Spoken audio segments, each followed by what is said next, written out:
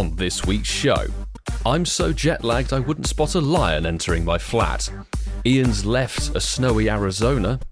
Mark is still one man in his van. And Coops is in familiar territory and has arrived late for another event. Welcome back to the Incensed podcast.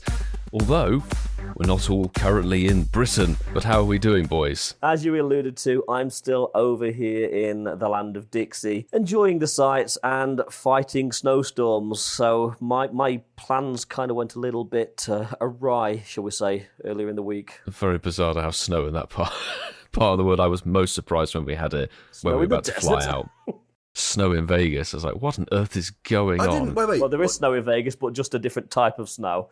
Wait, sorry, did you both go to Vegas? I didn't realise you've never mentioned it. We might be mentioning it a lot more. We might be mentioning it an awful lot. Just over to start off the episode, why not? No, boys, all jokes aside, hi Milo, hi Ian, hi Marky Boy. No, I'm actually very excited. Even Mark wrote on the group chat earlier, he was like, boys, I'm actually really excited for tonight, and so am I. So I'm looking forward to talking about the interesting weekend. I'm going to describe it as interesting, but I'm all good. I'm all good. That's the best analogy of the weekend. Interesting. It's nice. Yeah. Towing the line. Yes. You were so excited to be on it with us that I sent that message in the group, but no one actually responded to it. I did also like that, boys. What, do you want to know what? I was asleep since you sent it in the middle of the night. Milo was still fending off the lion in his house. Yeah. He's currently locked in the bathroom. It's like it reminds me of the Hangover of Tyson and the scene in the hotel with the lion. It's funny you said that. That's why we took the shot that we put on Instagram on outside Caesar's Palace, the Hangover Part 4. Absolutely coming brilliant. soon. No, I'm good. I'm really good. In new surroundings, we are 85%, 90% moved now, which is nice, in the new recording studio. Ooh. Just glad to be... I'm actually excited for this episode. Genuinely, we've not seen each other in the flesh since me and Coops jetted to Vegas for like an hour. Oh, yeah. I forgot. That's true, yes. Yeah. There's definitely a lot to talk about. Well, since everyone's super excited for the show, we should crack straight on with it. And if you're listening to it as this episode drops, it's still the global tour for you, so very best of luck. And pop your incenses, champions. Let's go. There shouldn't be any shortage of Shinies of the Week next week, so please do send them in. We'd love to see what you got on the global tour, wherever you were playing from and whoever you were playing with. On our social medias at Incensed Podcasts. There's Campfire, Twitter, Instagram, TikTok's died a death. That's okay. Or the email, incensepodcast@yahoo.com. Do tag it with the hashtag Shinies of the Week. Could you clarify that spelling? SHINIESOFTHEWEEK is the one you got to drop. But before we dive into Vegas and all that shenanigans... And now, children, it's time for Getting to Know You with the Incensed Podcast. Now, this question is actually stemming off of the mixed sort of weather conditions we had in Vegas for the time of year. We may have heard, obviously, Ian has dealt with some snow over in Arizona, where he is currently at time of recording, and also there was a little bit of snow falling when we were trying to board our flight on Wednesday evening. There was sunshine, it was heat, it was dust in the park. Boys, I want to know, would you rather be too hot or too cold in a particular scenario? Sort of like, where are you more comfortable being? I feel like if you say I'd rather be too cold, then you're a psychopath. So I'm going to answer this first, and I'm going to say every day of the week, every month of the year, every year of the century. Century. Yeah, okay, I didn't know I was going with that. I am picking I'd rather be too hot, 100%. There is no way you cannot tell me that June, July and August is worse than November, December and January. But that's just my opinion, so I'll pass the baton on to Marky Boy. You see, that surprises me for a ginger to say that. Yeah, fair play. Because they burn, don't they? Yeah, you got fair skin. Yeah, fair enough. GG's. I'll be honest, I wasn't expecting that, but I'll take the L. I'll hold the L. And this is for you, Mark. Look at the camera. I can't show the listeners. Look at the camera. That's not how you do an L. Actually, before Mark gives his answer, I actually thought Coops was in Vegas because I was walking down the strip the other day and I saw an advert for Carrot Top performing at one of the venues. Funny is that, Mark? Funny, really funny, isn't it? Really funny. Oh, I hate you. So I'm obviously going to... how I answer this will make me sound slightly psychotic, given what Coops has just said. But in Coops' book. In Coops' book, this is, yeah. We've experienced some very hot weather on our travels last year. You know, when we did Seville was hot, wasn't it? You know, that was 40 degrees. It was great to get out of it and try to cool down. The thing I like with being in the cold is you can keep yourself warm. You can get a fire. You can stay in. You can acclimatise, and it's quite nice to TM frustration. Down and just TM away frustration. So for the answer to the question, I'm going to go, I'd rather be cold. This is going to be a typical casual Coops answer, but it depends on how I'm feeling at any given time, because sometimes I absolutely love the heat and it can't be too hot. Other times it can't really be too cold, so it's fine in that medium. If I had to pick, I would say it's probably easier to warm up than cool off. So I probably would have to go along a similar line as Mark, in that if it is too hot, it really is too hot. And I'm talking like when we're in the hundreds. I'm in America, talking Fahrenheit now. So if we're in the hundreds, then... You've converted. Yes, I'm a local now. So if it genuinely is too hot, I think we proved this the other day, Milo, because we did an open-top bus tour just talking about Vegas, and... it was really nice and comfortable throughout the day, but the temperature, we're in the desert, the temperature drops at night. It was so cold. I think we were blue when we got off the bus. Yes. And that was actually the point of the question, is that we did the open-top bus tour and we're freezing to death on the top of it. Well, we were. Some of our crew managed to get to a nice, cosy, warm downstairs. The bastards nabbed the heated seats on the ground floor. But so on the back of that adventure, shall we say, and also just, I'm going to agree with Mark, Professor 58 has summed it up perfectly in the Patreon chat. You can always add more clothes when you're too cold. There's a limit to losing clothes when you're too hot. That is true, because the least clothes you can have on is 0. If it's too hot, if you're dying, like severe, you can't run around in some budgie smugglers. But you'd get arrested. You'd be arrested, exactly. Whereas if you're too cold, you can put more layers on all the time. Let's look at this logistically, right? Why would you want to be cold? Like you said, like when I went to... it's not wanting. No, we don't want which to be. one? It's not wanting to. No, it's not wanting to be cold. Which one would you... Okay. So which extreme would you prefer?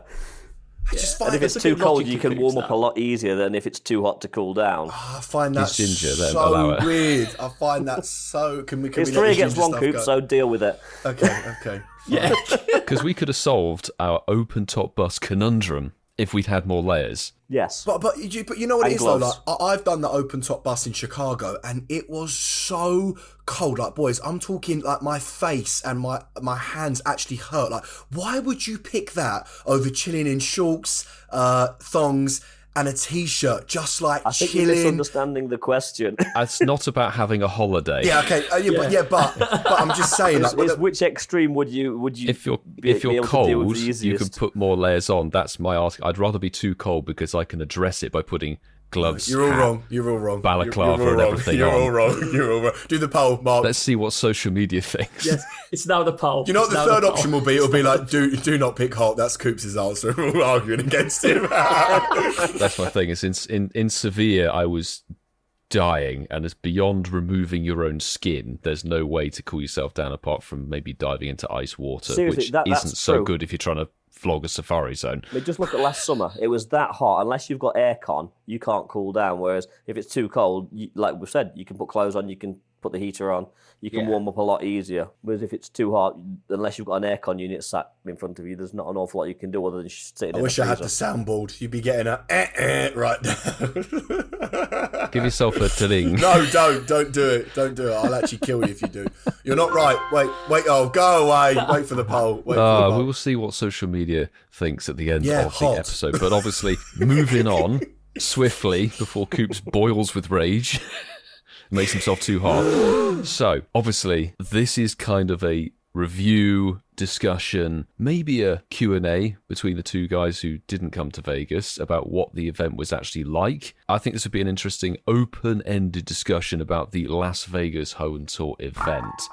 I genuinely would like to start off with a question from Coops. If you've got a question to either Ian or I about the event and how it was, etc., that might feed into the conversation nicely. Yeah, bro. So I do just want to point out something which really made me laugh, because I know that obviously you've been travelling and that, you got major jet lag and all that, which, by the way, I didn't really realise. It was like late at night and I was like, why are the boys not sending me any like Groudon and Kyogre raids?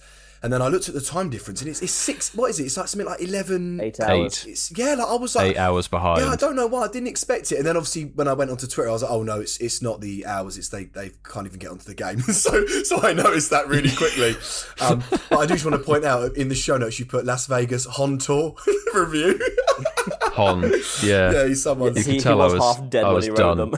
Yeah, I was done. So I've been on the go for like 29 hours. Yeah, no, bro, I'm only messing. Okay, So I okay, hear me out. I'm gonna do a Coops answer here. Of course, it's me, but like, hear me out. I feel like there's so much to unpack with this Hoenn Tour 2023 that I kind of feel like we need to talk about the game separately to the issues, separately to like the actual like the experience, yeah. like the place, and because I was quite shocked at the park. The park wasn't what it was expected, but like I said, we can talk about that. How bad? I'm talking on the first day, the Saturday.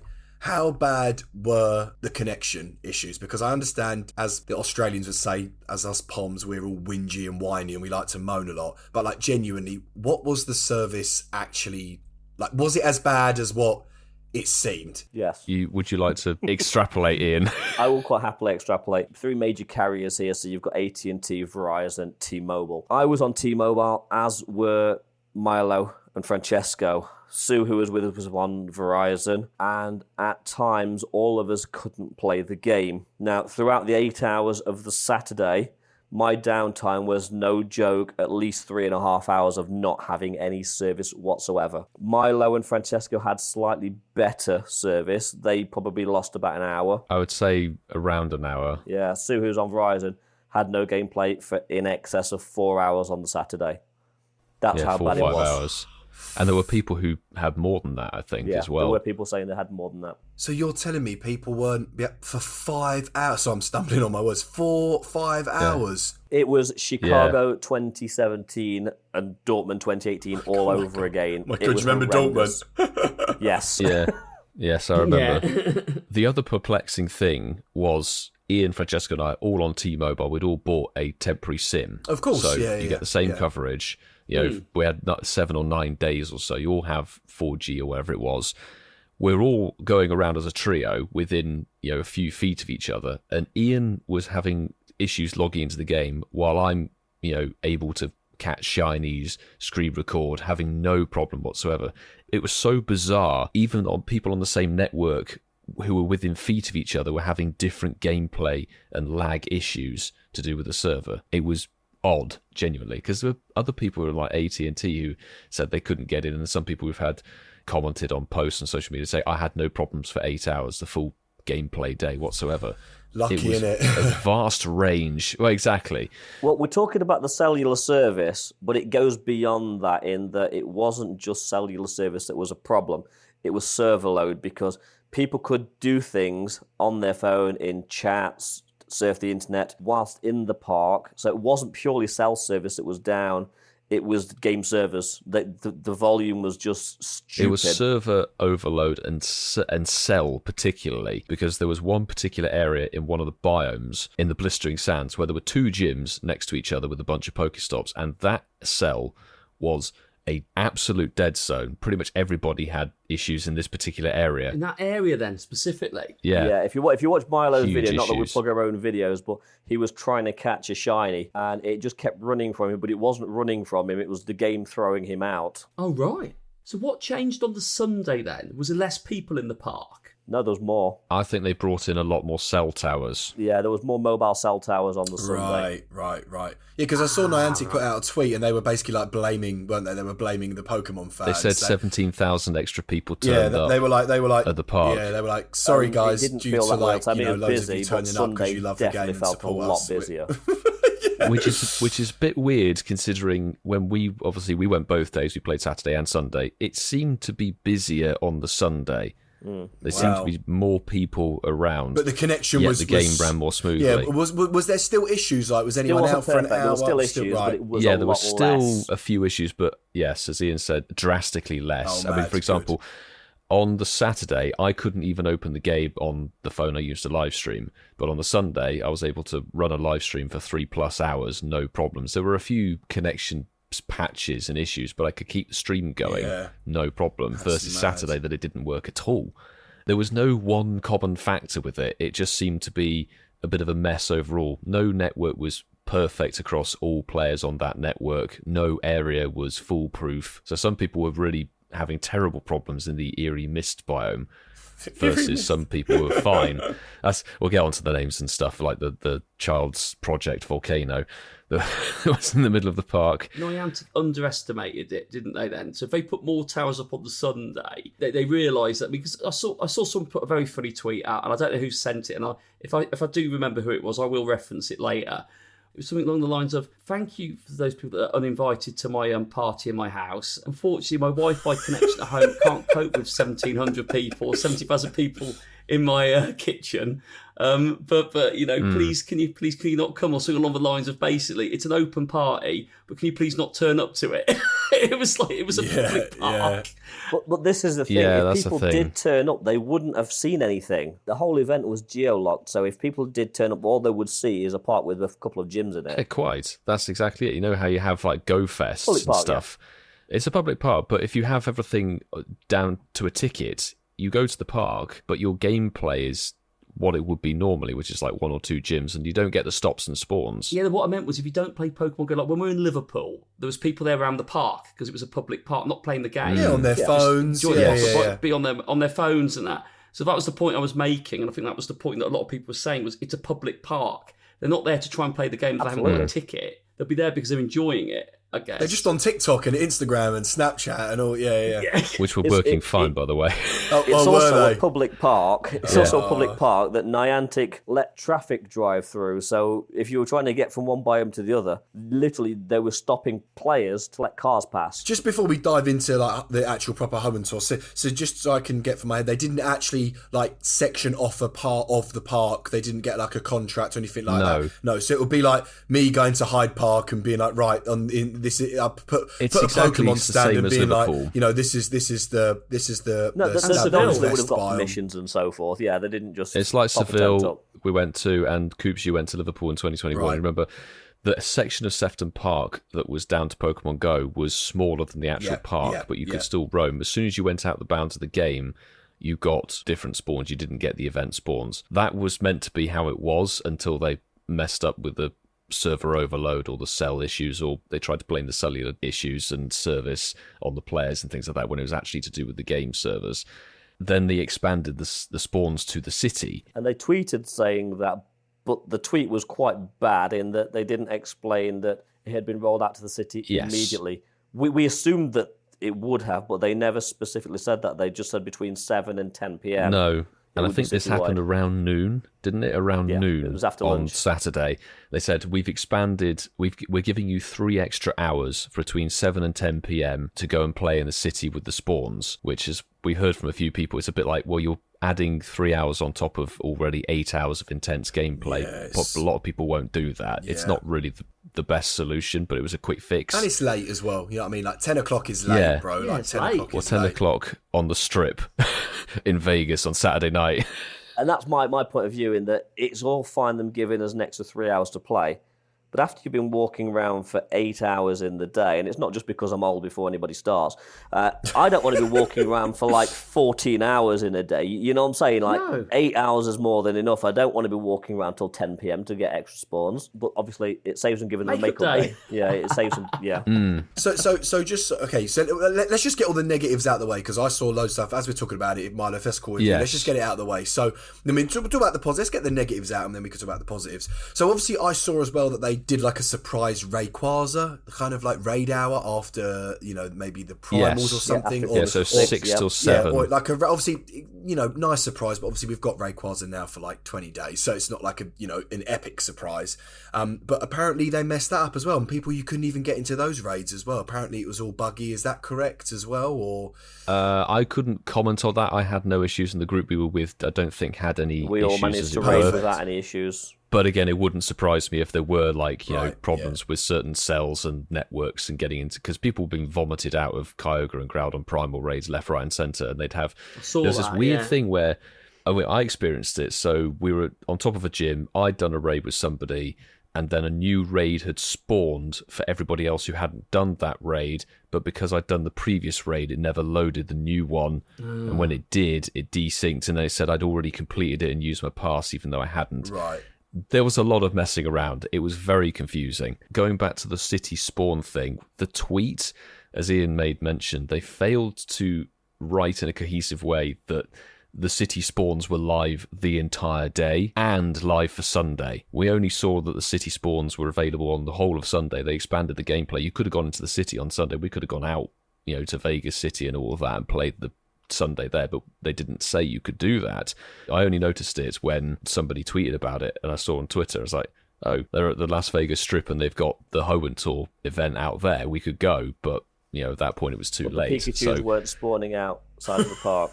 Were they not? The most important thing, Ian. The most important thing. They weren't. The 2 costume Pikachus. Well, going back to the raiding thing, Cootsby, the raids were very glitchy, and as Milo said, people were being booted left, right, and centre. And we're sorry, Niantic gave everyone with a Saturday ticket, maybe a Sunday ticket, I don't know. We got 3 remote raid passes and 3 in-person raid passes as an I'm sorry. But what about if you got kicked out of 9? Doesn't matter. That's all we got. Then that's all you and get. And if you failed to claim it, you lost them when the event finished. And they're in some, what's it called? Hot water. No, what's that phrase? They're in some... deep water. Did they also give you 25 primal reversion energy for the crowd and the Kyogre to say sorry wish. as well? You have 25.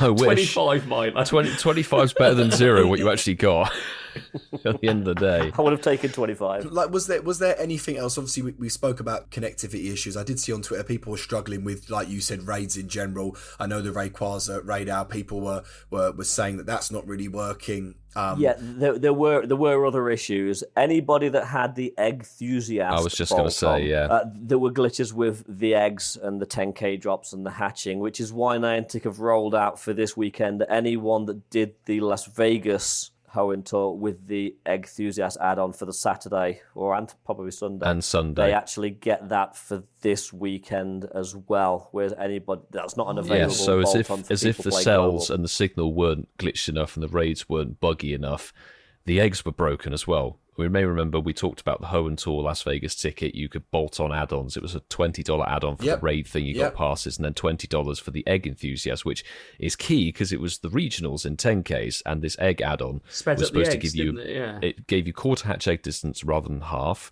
and it gave you boosted 10-kilometer egg drops. Ian knows this. I was very confused as to why I was regularly getting 2Ks, and I was getting more 2Ks in the storage than the 10Ks. And it wasn't always the case, but I definitely got more 2Ks than I was supposed to. And I've then seen after the event ended more people reporting the same thing, and that's why they've added this in to the people who were affected. But that wasn't global across the player base. Some people were getting the 10Ks more predominantly. It was just certain players were getting more 2s and 5s. And I'm not going to say it. I'm not going to say it. I'm not going to do it. I'm not going to do it. Say it. Yeah. It's just infuriating in a way because it's like, come on. Like it's like, okay, I'm just how do you get it wrong? How do you get that wrong? How do you get it wrong? Yeah. I really don't think it's acceptable, and I really don't, because, for example, not when you paid for flights, it. Yeah, let me just say, I'm coming from London, casual coops, going to Las Vegas. Let's just say flights to Las Vegas and back, you're looking at maybe between £700 and £900 accommodation there. If I go there for 4, 5, 6 days, I'm looking at another £1,000 before I've even paid for food, the add-ons, the ticket, the Pokemon Go raid, anything, like before I've even had a drink of water. I feel like, I could be wrong, I feel like I'm already looking at about $2,500, right? Maybe I'm wrong. You're 1,500 to $2,000 deep before you even start. Yes, so you're looking at $2,000. So like you're looking at maybe overall, like, you know, depending on how much you spend, let's just say like a £2,500 vacation, and you're going for Pokemon Go. And I don't care what anyone says. 7 years in, basically, like. Yes. It is not acceptable. It is just not acceptable for them to not understand their game. And we're going to move on to the positive stuff, and I don't want to moan, but how many more tries, how many more events, how many more years? Like, I really, if I'd spent it is very odd with this far down the road of live events. And the thing is, the stuff in 2022 was near enough perfect. There was at Seattle, there was the tiny issue with the Facebook login thing, so then they compensated people for that. But most of the events up until this one ran reasonably smoothly with very few issues and hitches. This one, almost everything to do with the game had some kind of problem with it, and it affected people in vastly different ways. There wasn't one common factor. As people in the Patreon chat, Sue and Ian, their eggs were fine. Wrong. My eggs were not. My signal in some parts of the park was better than others compared to people who had it completely opposite way around on a different network. It was just a bit of a mishmash. I hope they learn from it. I hope that they learn and do a deep evaluation. That back after GoFest in 17, we said after Dortmund in 18. 18, 19, 20, like 21, 22. Listen, just to wrap up, because I don't want to be negative anymore, because like I said, like, you know, the game is the game, and let's talk about your experience, but I just do not think it's acceptable for anyone to spend $2,500 to go to this Pokemon Go. We didn't go to Vegas for a piss up. We went there for this event, and to not get on the game for 5 hours. I'm sorry, it's just whatever. You can, like I said, people can sound being negative. It's just not acceptable. They did give us some free raid passes. Yeah, okay, fine.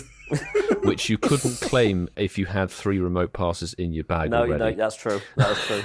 So you had to remote raid to clear it to claim it. Anyway, shake it off. Devil be gone. Shake it off. Shake it off, boys. Shake it off. Can I see you shake it off? Those are sort of the major negative parts of, and notice mostly about the actual gameplay itself. Yes, let's talk about Pokemon. There were actual good things to do with this. It was mostly to do with, obviously, the people who went and the sheer number of people. As we talked, it was sold out. Somehow an extra 17,000 people turned up as well, which is bizarre. Anyway, I can safely say, I'm sure Ian will agree, is we met a huge amount of people who are fans of the podcast, you know, listen to us and support us, and it was genuinely awesome. We got to meet, you know, Patreon members who've been on the roll for ages, and for the first time ever having a chat with them, even if it was very brief, because you're wrestling against network issues and go, I need to get, you know, 10 feet down the path to make it work.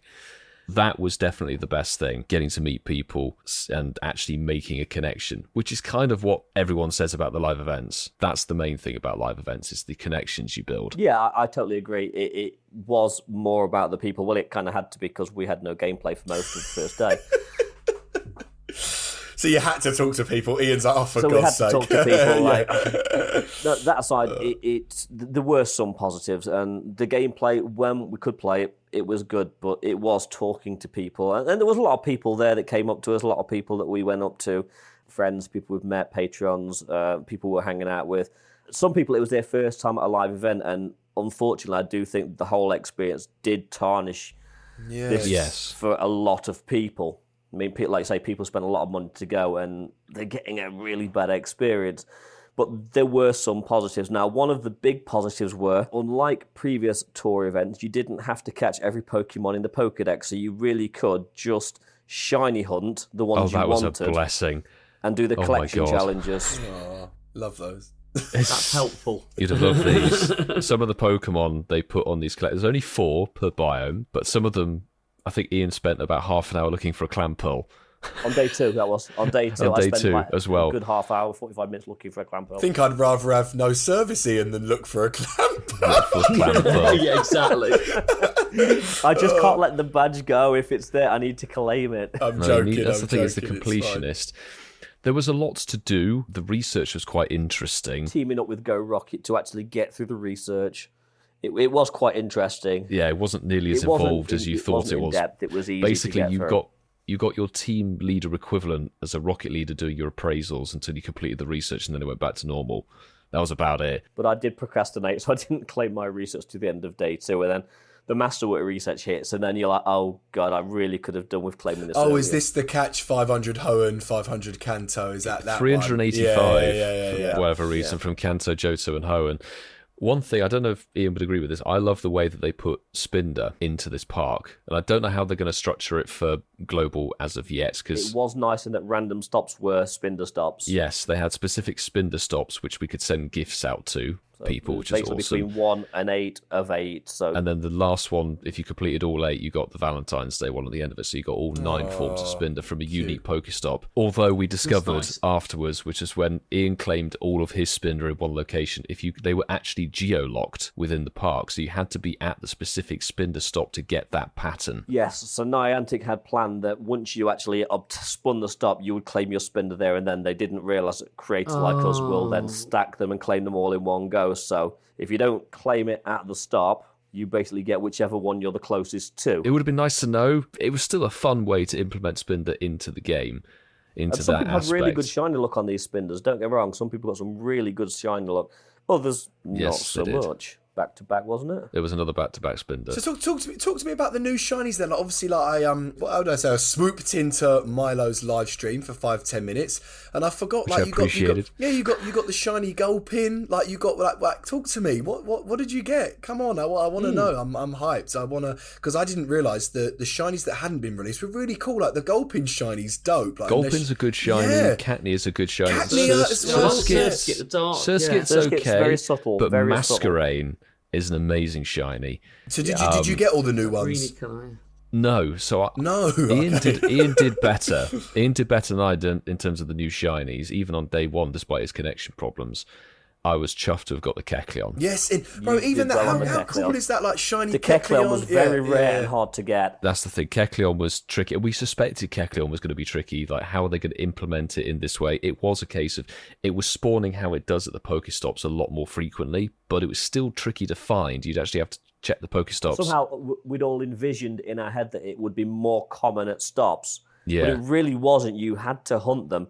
They were spread out and few and far between. Oh, and there was so I know we're going back to bugs and issues, but there was a problem with Kecleon where you would tap it to try and get it off the Pokestop and it wouldn't spawn, so you'd have to go back onto the stop and try and do this back and forth of tapping it to make it jump off. And if you accidentally spun the stop, you'd have to wait 5 minutes. You'd have to wait 5 minutes to reset, which is a bit of a pain. Because it flies off, doesn't it? If you spin the stop with Kecleon yeah, on it's supposed to jump off. Doesn't Kecleon like fly off? It'll It's run supposed to jump it at flies you off. because of the connection problems in some way. The Pokestop wouldn't load properly, so therefore Kecleon wouldn't jump off maybe the first time you did it. So you'd have to do it anywhere between 1, and I think one person was 6 or 7 times. I saw somebody do it 12 times. Yeah. I think the most I got was 7. It was like, just get off the stop, for crying out loud. My life is withering away at this point. It's just like, because the problem, I genuinely feel so bad. I like Ian said, I think you summed it up perfectly, bro. Like, it's for such a good time. It really put a downer on it, like, all of these issues. Like, unfortunately. It's just like, and even when you talk about it, you're just like, not genuinely. Like, I got into bed on the Saturday and I was like, why have I received 1 Primal Groudon? And people know if I'm online and it's a good raid boss, send me raids. Like, I'm going to raid. Like, you know what I mean? Rayquaza's been here for 24 hours. I've done over 100 raids. Like, and I was like, why? And I was like, no. And I was like, why has that happened? And then I went on Twitter and I was like, oh no. I was like, I can't. No one can get in. Yeah, I was no like, one can get oh in. no. And obviously you're not going to, when they say it's fixed, you're not going to try because who wants to lose a pound? Do you know what I mean? Like, it all adds up. So, you're not going to try it. And remote invites as well, that was causing more server load as well. I think at one point that you couldn't actually remote invite people at some points. You could tap the button and try and send 5 invites, but it would lock you out. Oh, right. Oh, yeah, because ways. originally you couldn't actually remote people, could you? But then You were meant to be able to remote it to do the raid battles at Sunset Park, but you wouldn't get the primal energy. That was it, yes, yeah. Yeah, which obviously you will have done on the global tour, which has happened this weekend. Mm-hmm. But I will say, and Ian will concur because he was in this, well, actually both of us were in this party, of everyone on Saturday had a dejected, resentful look of sort of, angst and struggle and just People general were not enjoying frustration. themselves. People weren't smiling. And you're everyone's in head down. the sunshine, the heat. Everyone's getting a bit tetchy because of the heat. Really, Ian? Is that actually? Yeah. Seriously, I was not a pleasant person to be around on Saturday. I hate to admit it, but it's true. Anyone that was near me on Saturday could see. Oh, bro, I get it. I was just not in a good place at all. But Sunday, complete polar opposite. You could see people were actually able to play and get the shinies. We've got to shout out Dell Hazard, who went with us, first ever live event, and he's a perfect example of someone who's missed out on a lot of events and stuff through 2018, 19, etc., and only picked up the game recently towards the end of 2021 or 2022. There was so much of this generation he didn't have versus Ian and I going into it. Perhaps I'm like, I need the new shinies and one nose pass. That's it. The rest of it, I don't care. If I get it, I get it. It's cool. So many people who actually needed, 8 to 11 shinies from each biome. Wow. There was a lot to hunt for these people, and then obviously Saturday they couldn't do it. So then Sunday became the grind day that people went hardcore for, and you could hear people's enthusiasm on the Sunday. Genuinely, it did pep up. Sunday was a polar opposite. Saturday, it just wasn't an enjoyable place to be. Could you feel it, Ian? Could you feel the frustration across other players in the park as well? And I couldn't even hide it. I was furious. And that's unusual because normally these events are amazing. It's an expensive trip, isn't it? I think, like you said, let's put it to that. The people in that park, let's be honest, 99% of them were playing the game, weren't they? They've spent that money. And there's a lot of people from Europe travelling over to it, as we know from some It was people that we all hugely follow international. on social media. Hugely international. So Latios, I saw they spawned. That was fun. A bit like They were the spawning beasts quite a that lot, we had. quite freely. Yeah. And that was pretty much the only thing that your ticket related to, what I could figure out, other than the challenges for what spawns for the hour, which surprisingly were quite equal. I wouldn't say surprisingly, to be honest. Like, they give you, there's a certain amount of time, it's an even amount of hours, and then there's two teams. I don't know about you, but I experienced things where I would sort of cross from one biome to the next, and then the rotation Ruby versus Sapphire spawns would swap based on the biome. It was sort of like, oh, we're going to make sure everyone has an equal opportunity, which I'm thankful for, because we've managed to get the rainy and sunny cast forms, and the sunny cast form is a rare shiny. And of course, that's the one that we all need because we don't really get sunshine in the UK. One thing I didn't really understand was this Sapphire Ruby battle and how that really works. So what was the crack with that then? Supposedly, it was which team won the challenges for the preceding hour. So those on the tickets for Ruby and those on the tickets for Sapphire? Yes. It was based, I think, on who completed the most research tasks. I think that was how it was done, which I think I literally completed maybe about 5 research tasks on both days. That was it, because you're spinning stops and you're focusing on the timed research, the spinder, the spawns and everything. The only other thing was obviously Shinies was locked behind a quest. Which was involved in Ninkada. Rare as well. Which, again, yes, they were supposedly the cryptic quests, but unfortunately, I think Niantic, and I hate to be that person, they need to check the meaning of cryptic because these were redacted quests, not cryptic. I know we're going back to negative. That was so irritating. Oh my god, I'm sorry. It wasn't cryptic. It was redacted. They blocked out letters of you have a research task and use it. Yeah, letters, and it's usually it was like transfer 5 Pokemon, and we're like, we thought the game was broken. We're like, we've loaded it up, and like black things all over text. We're like, the game's glitchy. So we was restarting the game trying to figure it out. It was redacted. The timed research made you do these field research tasks, the quests. You have to complete 5, 6, whatever to get these things done to progress with the Team Rocket research to unlock Jirachi research, the Masterwork stuff. But if you don't know what the quest is, you can't complete it. So people were completing quests on a whim, and it took about 5 hours to work out, if it has an R after the first redacted letter, then it's transfer 5 Pokemon. One of them is use 3 berries to catch Pokemon, and one of them is evolve an Ninkada. One of them was evolve an Ninkada, yeah. For Shinies, which I'm chuffed I got the shiny of that one. Congrats. Even though you can't tell. You can't tell it's shiny. It's one of the worst shinies in the game. It's frustrating. Just simple things. If they'd been cryptic, and as they were meant to be, then it would have been a game changer, but redacting it and then just trying to figure out and trying to decipher what words are left, yeah.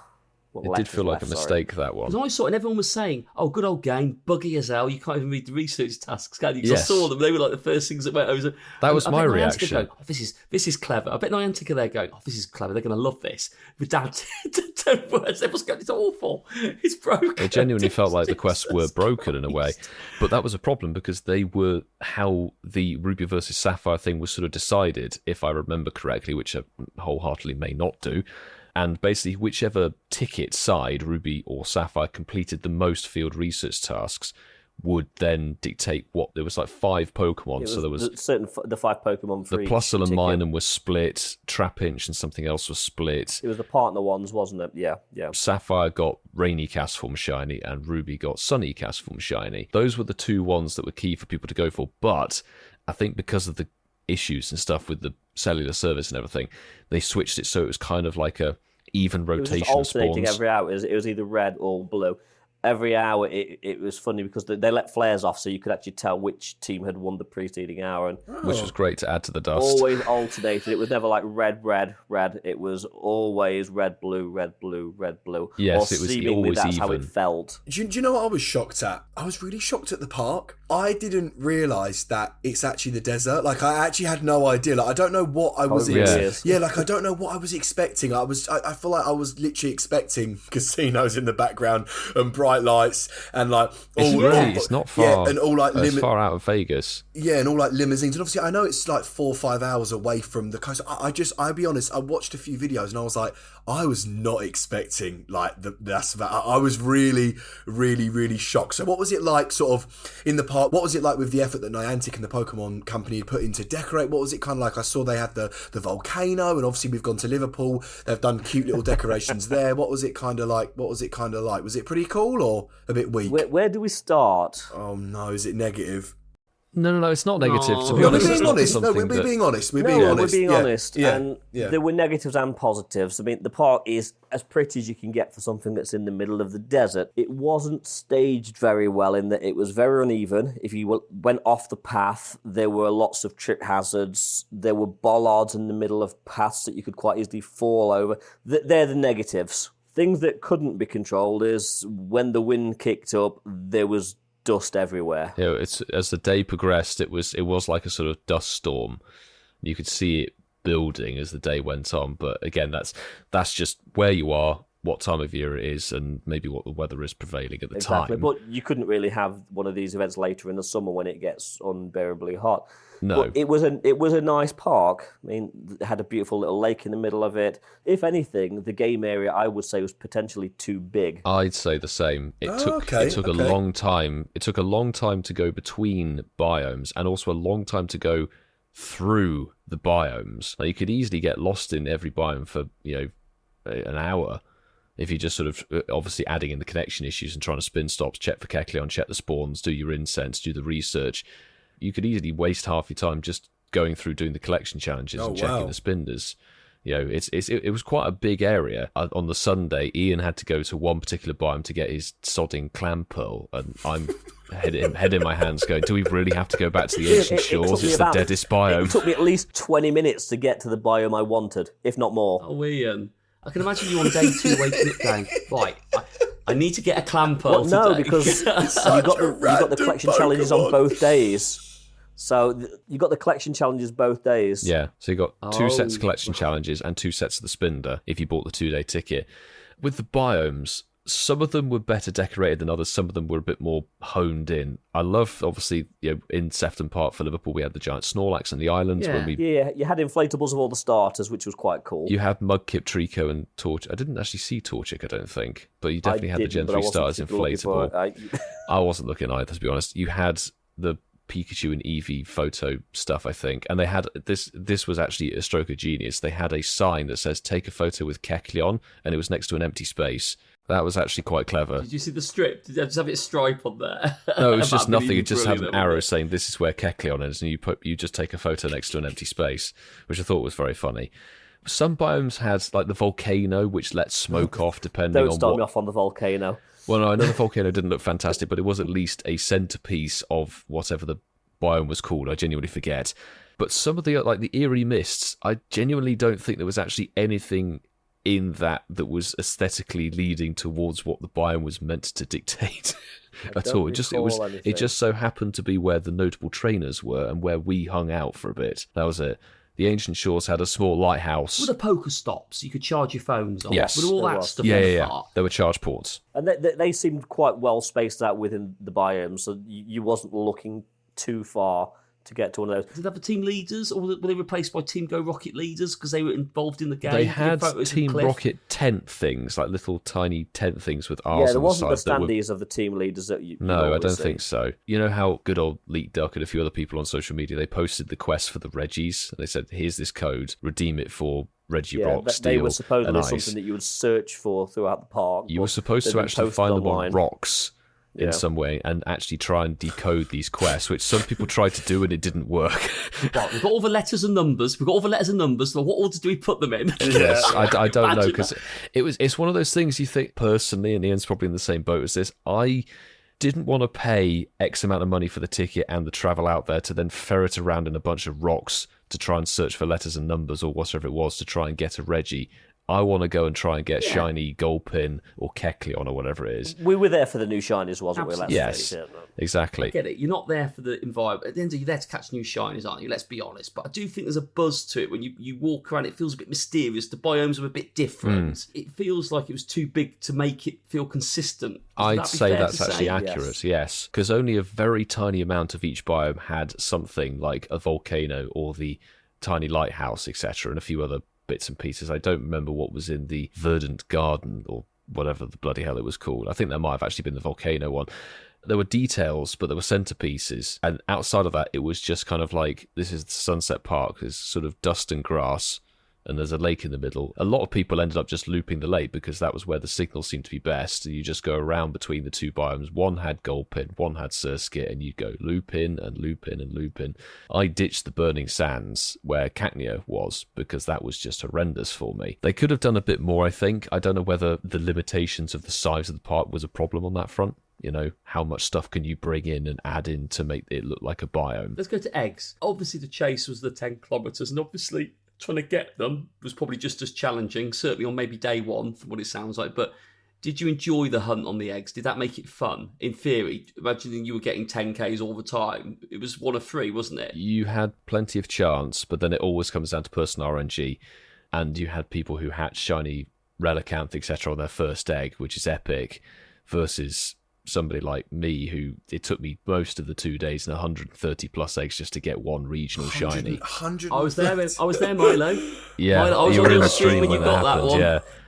And that's the only regional shiny I hatched out of over 200 eggs. Okay, GG's. But You're I a was better being man than stumped me, by Pogo Milo, no, UK. I was being stumped by the 2 kilometre eggs being, thwarting my eggs were messed up because I wasn't getting enough 10Ks as I should have done for my egg bonus, whereas Ian had a lot better luck. For the new Shinies, I managed to hatch 2 of the Tropius, of which Whitfield had 1 of them, and 2 of the Relicanth, of which HermesNinja had 1 of them. I just need Torkoal, hopefully yesterday or today, and if I get that, then I will have got every new shiny that's been available for Hoenn Tour. Tell you what, I bloody hope you saved me all your Tropius to trade me on the weekend. I've saved Tropius for Good. you. I've saved Tropius. I've got them all. Good. Yeah. Did you actually think about me? How funny. Yeah.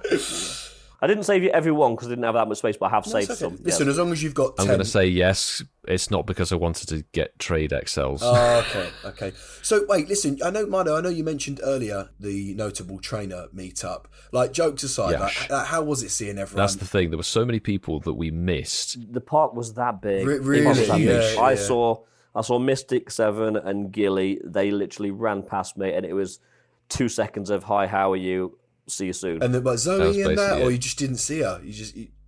Zoe, we spent some time with. Nick, we spent time with a lot of people. Very briefly because of the connection issue. So they were going one direction, we were going another. It probably puts them in a bad mood because they've got to create content. So it's just like all of a sudden, halfway through day one, you've got this weird energy in the air, and it just kind of kills. Yeah. I get it. I'm not. It seems really dry. And even talking to both of you, normally I'm used to, think about your energy when you came back from Seville, and we were talking about it. You two were like, sorry. You and then two, Seattle. all three of you were like buzzing, and I'm looking at both of you. You look drained, like you literally look drained. So do I your will say bank the jet lag accounts. doesn't help on my end.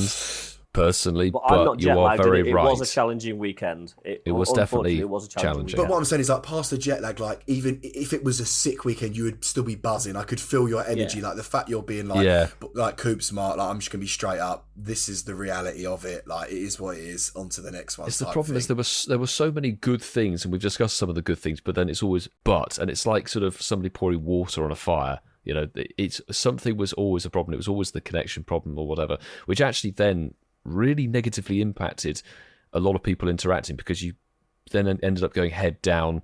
I've got to grind, because the Sunday worked fine. So Sunday, which probably would have been like, we bought 2-day ticket, it would have been a chilled day, a bit more relaxed if we could play the Saturday, but we couldn't. So Sunday became the do or die day. Get your stuff, try and go for Keklon, etc. That was basically it. So a lot of people actually didn't do the meet and greets, and they didn't come and meet the creators. There were a lot of people who did. I know Cricket 23 had a lot of people coming up to say hello, which is great to see. She had a long queue of people. She wasn't even the lineup of notables, but she had a long queue of people. Oh, that's lovely. That's really lovely. But you would more than likely just very briefly say hello, how are you doing, or sort of in exchange as you're walking opposite directions on a path, and you'd almost barely stop to say hello. Like, it was good that I genuinely would say thank you everybody who did come up and say hello to Ian and I over the weekend. I know we posted on socials. We gave out stickers and cards and had a little chat with a few people, but there were many more people who, you know, for example, we're lucky friends with, and we never even saw them the whole weekend. Very odd. And as Coops has put it correctly, the energy, it's a bit off, maybe a sour taste in the mouth. You can feel it in the videos. Yeah. I watched loads of vlogs, and and fair play to some of the creators, and I'll call a couple of them out. But Nick always does nice little challenges, and I know he did it with his friends, and his mum was there, wasn't she? They were doing like a little. Day, yeah. They were getting stopped every 2 minutes, as you can imagine, whilst doing it, and they're always fun vlogs. But Zoe's one hit that. It just felt weird. You could just see it. You could feel it in that record. It's funny you say that. Zoe was one of the people that we bumped into on the Saturday, and she'd had no service for a couple of hours either. We literally just stood and chatted for 20 minutes plus, because she had no signal, Tom had no signal, I had no signal, Milo and Francesca had intermittent signal. I don't think Sue had any signal. We just stood there like, well, can't really do a lot. So what about those people then who bought one-day tickets? They're up a gum tree. That's what I mean. So they bought the ticket for the one day, the Saturday. That's all they can do. Apex, one of our patrons, only had the one-day ticket. He had fly out Sunday. Oh my God. That's a shocking experience. Yeah, it is. Isn't it? That is. If that's your first impression of a live event, you're unlikely to give it a second go given the expense of it. And this is the thing of, like, I don't know why they announced it in a certain way. They should have said in their makeup announcement, people said, like, the spawns will be in the city the whole weekend. Get away from the go park. if you want to go and do stuff. Get out into the city, yeah. But the way they worded it said it sort of appeared to be only between 7 and 10, which, you know, we bumped into a lot of people, and a lot of the other creators had chats with fans, etc., saying, I'm not going to go and try and play Pokemon Go in the city of Vegas or the Strip between 7 and 10 on a Saturday night. Logistically, it's not really the most sensible thing to do. Yeah, but even you said the communication, you didn't even find out, and you're there like, it's just how when are they going to learn? We did the whole hashtag here. I'm going off the banner at the start of the episode, going hashtag this, hashtag that. You know, at what point will they never understand? Like, communication, it's not that difficult. It's really not that difficult. Anyway, listen, one more thing, because I'm dying to know. Obviously, Ian absolutely loves it there,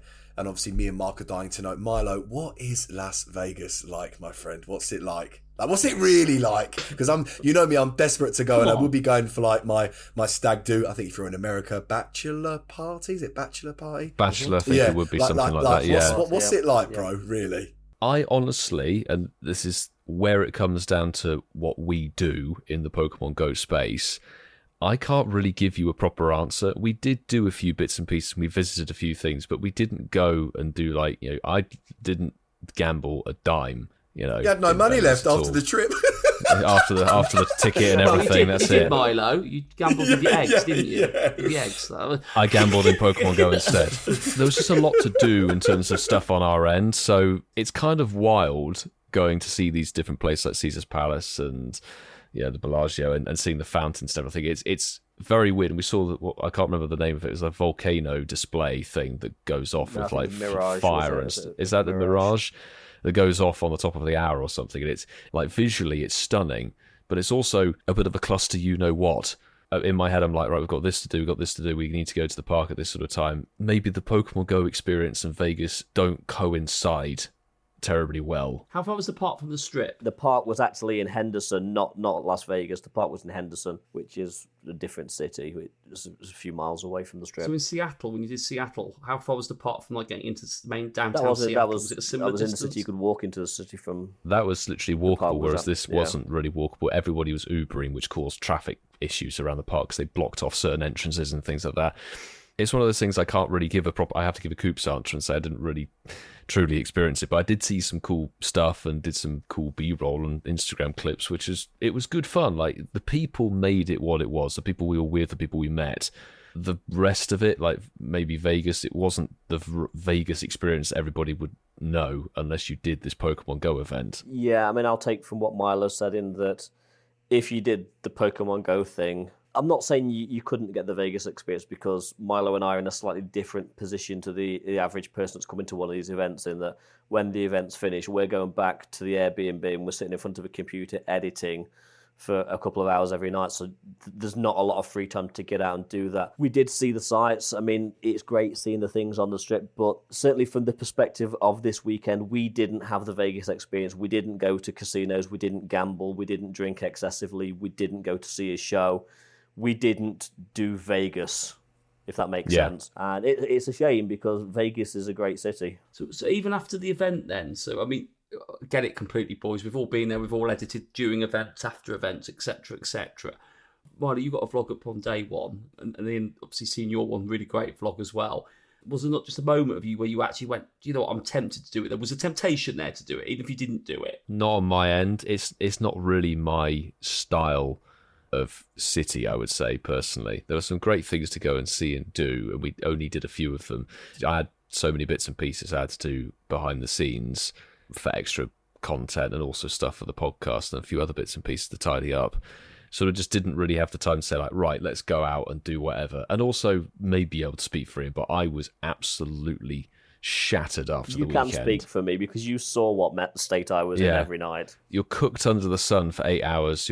You're meeting a lot of people and all of that, and then you obviously got the angst with the issues. And then at 6 o'clock, when the event ends, it's almost like somebody flicks a switch, so it goes from being really toasty and warm to needing a jacket.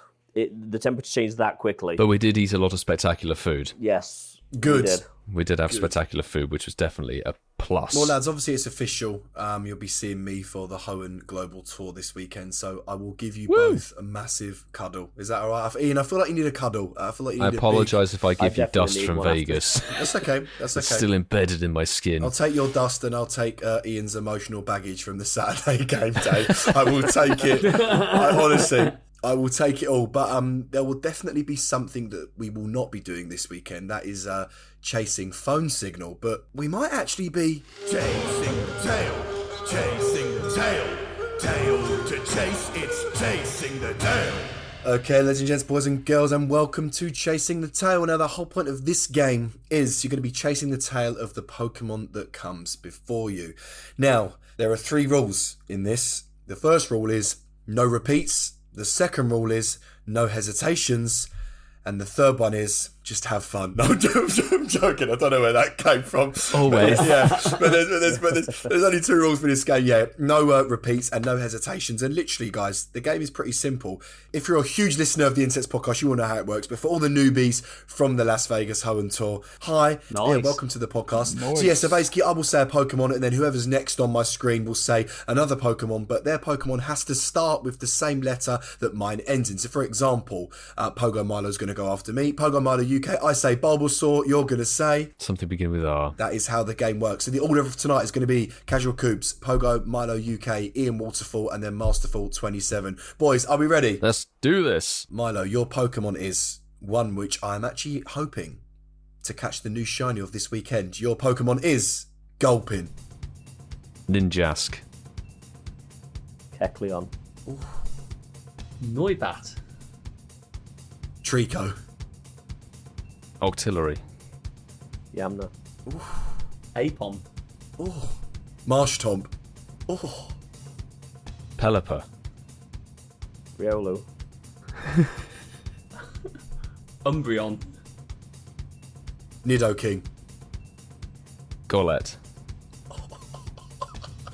Typhlosion. Nido Queen. Nidoran. Noivern.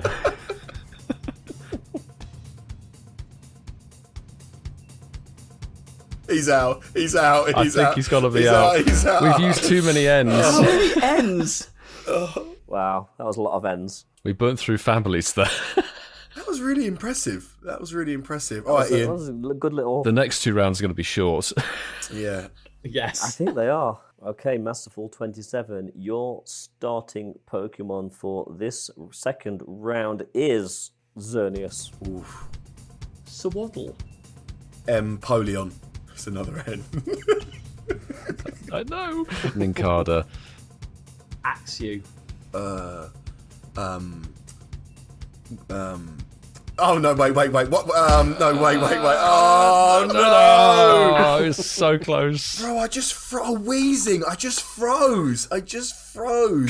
Lost Kanto boy. Right, it's embarrassing from me. Okay, right. In the final, Pokemon UK versus Masterful 26. So your Pokemon is, Milo. Again, another one I want to catch the shiny version of this weekend. Your Pokemon is Surskit. Tentacruel. Ludicolo. Omastar. Routes.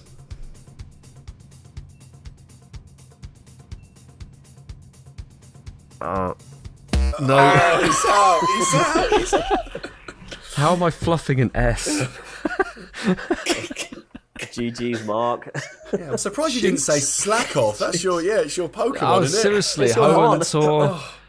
Oh, well done, Marky. I'm gonna- Congratulations. Well done, congrats. Yeah, Well congrats, done, bro. man. Yeah. Stumped by an Esh. Oh my goodness me. A smashing game. Congratulations, Masterful 27 for the win of Chasing the Tail. Some say that Niantic interns believe cells on wheels are actually cows and that they're all rural trainers. All we know is it's time to Ask the intern. It's been a hot minute since we brought this one in, but the reason we're doing Ask the Intern instead of the news is quite simple, and you guys may have seen it on social media. Some text was pushed on top of the remote raid pass for some people for a very short amount of time. I can't remember if it was Monday or Tuesday, genuinely. This Blame week. the jet This lag at this week. point. Yeah, It is this Monday. week, it is It is current, Monday, yeah. where some text was pushed and then very quickly removed saying there was a number of remote raid passes you can use per day, and it was a brackets with 0 in it. So they hadn't put a specific number on it, but the text hinted at a remote raid limit per day. I think in the coding, it actually said 6, I think, was a That's number. what was leaked on Twitter. Yeah, obviously, yes. we're only talking about leaks, so none of this is official. Sorry, Mike, I'll let you tell the people. But yeah, just so you know, even though on the game it said 0, in the leak it actually said 6. So thanks for backing that up, Ian. There we go. So as Coops has said, this is sort of speculation in some way. Well, we know it's in the code. Text pushed, It's not- removed, stuff in the code, but we know that stuff in the code, I mean, the Master doesn't Ball's mean been it's in the gonna go code into game. Yeah, for exactly. literally 5 years. It may or may not, but a lot of people jumped on the back of this. There was something else, boys, wasn't there? That the remote raid pass was going to be The increased. cost is going up to 150 coins. It's presumed the cost will go up to 150 again. It's in code. It's not been pushed. Should we have a quick speculation discussion about the future kind of remote raid passes and what if they did implement a limit? How would it impact you? Yeah, bro, because for sure, because like what we're saying, this was official. This did happen. There was a proper leak on this. But yeah, like you said, let's not talk about that because it might not never happen. It might have been a pure mistake. But let's talk about, we can use this situation in real life terms. If they were to tomorrow say, guys, you've got a limit to 5, 10, 15 remote raids per day, then yeah, what do we all think? Is that fair to say, boys, if we wrap it up like that? Because it's still a discussion, so. isn't it? Yeah. That's the only way we can look at I it think at this so. point in time. Yes, Yeah. it's the best way to objectively look at it. I will say social media had a frenzy. Oh my God. It's was not everywhere. not unsurprising. Well, we know how toxic Twitter can be. Let's start there. And the voices on Twitter are the same voices every single time. Now, I'm not supporting Niantic's idea of doing this because I am against this. I want to get that out in the open straight away. He's one of I us. wouldn't be happy. He's one. One of us. But also, on the flip side, remember that this will only affect the hardcore players like us. The average person that might only do 1 or 2 raids a day, it probably wouldn't affect. But people like us that are doing 10, 20, 30, 50, 100 raids a day, it will have a massive impact on. And it will significantly impede what we can do in terms of the content that we create as well. But that's not what this is about, but it will have a severe impact on all 4 of us. I don't like the idea. And I agree, and it's the point I want to bring up is interesting because Coops mentioned doing over 100 Rayquaza raids in a day. Did I? Is that me? Who am I, by the way? I've done a lot more raids than I have, but you then take it a week back to Regirock. How many raids of those? Nobody was raiding it. No, genuinely, I did 1 raid, like genuinely. That was because I was so bored. Yeah. This is the thing, is it's going to impact how people chase specific raid bosses, certainly via remotes and international raids and jumping into people's other raid hours. Like, you always take the piss out of me for jumping into Aussie raid hour and then into other raid hours. It's fair enough, because you wake up at a different time, it's 6 p.m. somewhere in the world and someone's hosting a raid hour. It will vastly impact how you can interact with people as well, because bear in mind, if you limit remote raids, you've also got a limit on gifts, but you've got 400 friends. Now, granted, I know you can have more than 1 friend in a raid lobby, but obviously when you jump in, there's not certainty. So friend interactions are taking a hit as well. I'm full-heartedly against it if it ever came into limiting remote raiding. It's become such a core element of the game. You do get people who are more rural or aren't actually able to go out a specific time to go and raid a raid boss. They want a remote raid, but they can't jump into your raids. They want to raid their own. People will request help, certainly through Niantic Campfire now, or Discords and stuff like that. Lower level players, there's a callback. Lower level players might need some assist, etc. And remote raids have been a huge beneficial tool for promoting, global interactions. And actually, so many of the people we met at Las Vegas, we raid remotely around the world with them. It doesn't mean that we're not going to go to an event potentially and say hello in person. It's just logistically it's easier to remote raid with somebody than do a trade. I'm not going to go to Vegas to do a trade just for that, Not a shiny Regirock, no. I know I said about a year ago, I think remote raiding might go in the game, and I know everybody sort of said to me then, they'll never get rid of remote raiding. We did say that, actually. I remember that very vividly. Will this encourage multi-accounting more? If people are limited by how many raids they can do? Potentially, don't know. The second thing is it adds more value to CamDXL in the game, potentially, because you're limited to the amount of raids you can do. Is this something to do with like legendaries moving forward? Are they trying to sort of stop it so people have multiple ones? I don't know. And the third thing, and I don't think they've ever got this right, how you can build friendships and gameplay experiences with international friends. Just feels like they haven't quite got that bit ever right yet. Because like you said, you have your friends list, you build them up. Remote raiding was the best way of interacting with international friends. And, I think that was really fun. But I still think they could have done so much more with that. And maybe they will do more with that moving forward. But that kind of makes people go, I don't need all these people on my friends list moving forward. I can't actually raid with them now. God, it feels weird. I don't understand the why behind it. The why... I don't. If you've still got it there, people still... I don't understand the why. The why is very perplexing, because why would you... Not want to be rich. Well, that's it, isn't it? It's limited. You can only pay me $6 a day. Why would you target your cash cows in the game? It makes no sense, really.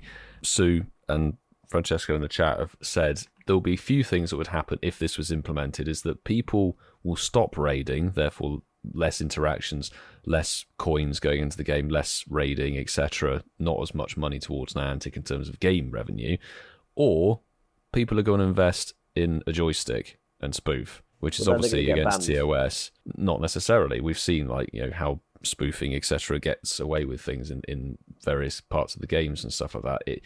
It will differentiate the players, and people have 2 schools of thought of it. They'll try and be a bit cheaty, or they'll just speak with their wallet, and they won't raid as much. It's like saying, what do you want at the end of the financial year? 100 million or 10 million? I find it weird they choose 10 million over that. I don't... Anyway, let's talk about the game. I want to touch on what Ian and Mark have said. I think it really unbalances the game. If they did, let's just say 10. If they limited, they say, guys, you've got no limit on in-person raids, but on remote raids, every day, from the time you wake up to when you go to bed, you can only do 10 remote raids. I think it really unbalances the game. Like I've said before, people don't play the game like they used to. And I think that it unbalances it on so many different levels, just starting, like Marky said, with XL Candy, the ratio to get a hundo, it shouldn't be 1 in 500. That will have to change to maybe 1 in 30 raids. Or I really kind of hope it happens so we can actually properly discuss it and I can go away and taper my thoughts and see what it's like. But it will really, really unbalance the whole game, and I think it would be very bizarre. Very, very bizarre. They'd have to change the shiny rate, because I've done 100 Rayquazas and got 3 shinies. Like, if I could only do 10 a day or 6 a day, I would have only have done 6. so they have to kind of exactly. They kind of have to make it 1 shiny every 8 raids, or Rayquaza, instead of being here for 10, 11 days, it'd have to be here for a whole 8 months. For a month. It's I think it really unbalances the game, and just to wrap it up, it would really send the game backwards loads and loads and loads of steps. And more importantly, I think a lot of people would just actually quit. I think they go, I'm done with it, because let's face it, catching Pokemon is very dull. Is very, very, very dull. Raiding is a very exciting part of the game. We look forward to it when there's been dead raid boss after dead raid boss. We're like, Rayquaza, bang, bang, bang, bang, bang. It's very exciting. I love raiding with, like we said, a few of our Patreons all across the world. I think it's cool. Definitely interesting to see what unfolds, is my opinion. Like I said, unbalance is the word I'll use. And I like that word, unbalance, because something that's never unbalanced is Mark's poll. Is that Mark's poll? Oh. Even though fundamentally there's always a winner, and it is inherently unbalanced. That was a stupid analogy. Yes. So the poll related to the question we had at the beginning, and Coops obviously started off by going, anyone who goes with one, the opposite to me is slightly crazy in the mind, and then he it's was like the one on his point own of view, isn't it? at the end. So the question was simply, if you had no choice, would you rather be too cold or too hot? So we had 104 people on the poll, which is a phenomenal amount of people. Thank you Juicy. so much Nice. for being present, and 23 retweets, which is always welcome. Wow. So that is That's good. almost a quarter. We Nice. like that. Some of the feedback then. So these are some of the answers to it before we give the results. So Sue HermesNinja said, snuggling under a blanket with your sweetheart, drinking from a flask of hot coffee, spiked with amaretto, or fainting from heat stroke. Cold, hands down. Lachlan Further said, as an Australian, there is only ever so many layers of clothing you can remove. Cold is better every time. Spindiana went, let's get naked and put too hot with the gif from SpongeBob SquarePants. KTechnogal said, as I always say, there's a limit to how much you can take off when hot, but you can always add more layers when cold. C-Coop's logical. Kitty Pokemon's a lot said, can always wear more layers, can't peel your skin off to cool down. There we go, that's enough way of doing it. Kels Langer says 100% too cold. So much easier to warm up than it is to cool down. But then Coops did have a bit of support for him. These are people he bullied. Keith Evasion said, I've been to Canada. Pokedaxi, yeah. Keith goes, I've been to Canada and Oman. Would rather be too hot, definitely. Canada was minus 45 and Oman was 48. Being too cold hurts. Your nostrils freeze after 2 minutes. I bet Coops' boyfriend would agree. Boyfriends. Kerry Young, 100% too hot. Cold showers sort you right out. If you're cold, and it costs too much money to put heating on. # cost of living crisis. Facts. Like that. Very And much there's a UK thing, but yeah, fair. But an apologies to Lucy. I'm going to say apologies to Lucy for Coops' bad behaviour. Yeah, he was saying wrong to people on their responses who did agree with the majority, which isn't a surprise. She'll understand when she listens back. She'll understand. Exactly. So the results. After all that, 42% of people would rather be too hot. Which means 58% of people. And it was closer than the comments suggested. Would rather be too cold. A win's a win, innit, boys? A win is a win. Ian's just staring at me like, told you. I'll say, look at that perfectly balanced poll with a direct winner. Smashing work, Mark. Thank you very much. You can zip yourself back up. It's time to move into our favourite section of the show. Shinies of the week. Thank you, Zoe. So I'm going to jump in here first. So we've got one here from Catherine Sharper. Is that it? Let's go with it. Yeah. At Incensed Podcast, my first # Shiny of the Week submission. I've played since 2016, but my very first Rayquaza was from a remote raid invite this weekend. Oh, wow. It's wow! It's actually the first shiny. That's a Pokédex shiny Rayquaza. Hashtag Shinies of the week. Hashtag one and done. Hashtag can't save my catch card. Hashtag Mardi Gras magic. Hashtag Pokemon Go. Hashtag Go Tour Hoenn. Hashtag can't keep Ray in Vegas. So yeah, thank you so much for your first ever submission. And apologies if I said your surname wrong. But yeah, welcome to the hashtag Shinies of the week. I'll go next. We've got one here from Ben McKenzie through the Twitter. Didn't realise I had caught this while listening to our Incensed podcast today. Hashtag Shinies of the week. It is the shiny Absol. Oh, nice, from the Outbreaks. Shiny. Yeah. Fabulous. Wish I could see one.